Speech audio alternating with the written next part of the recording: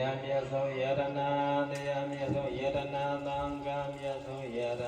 ဤယရဏမြတ်သုံးပါးမိပါဆရာဓမ္မတို့အား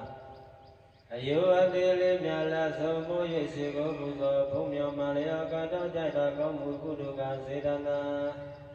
ဒါရဏကောင်သုံးပါးနေငါးပါးရှိမှသီလမြတ်ကိုသောသီလနာသောတိစေဖြစ်တော်သီလကုသိုလ်ကစေတနာပြအမှုရှိတံဃာရရှိသူများနှင့်တကွ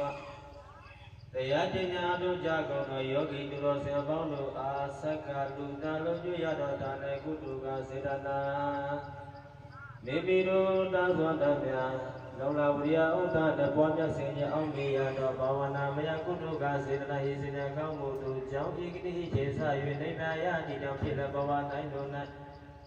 အနိဋ္ဌပေတံယမကာတေဘဝတိုင်းကင်းခြင်းကြ၍သက်ရှင်ခြင်းဆင်းရဲခြင်းချမ်းသာရှိခြင်းဘဝကြည်ခြင်းဉာဏ်ပြည့်ခြင်းရှိခြင်းဘုလိုအနုဘောရှိမှခြင်းစသော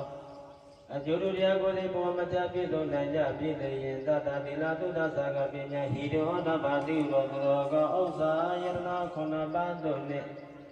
နေညာမချကိုယ်စီကျင့်ပွားသောတည်နိုင်ကြပြည့်လျင်မိမိအလိုရှိပါစေတောင်းထမြတ်တို့အားတော်စုထုစုများနဲ့တကွမေချမ်းသာဖို့ချမ်းသာ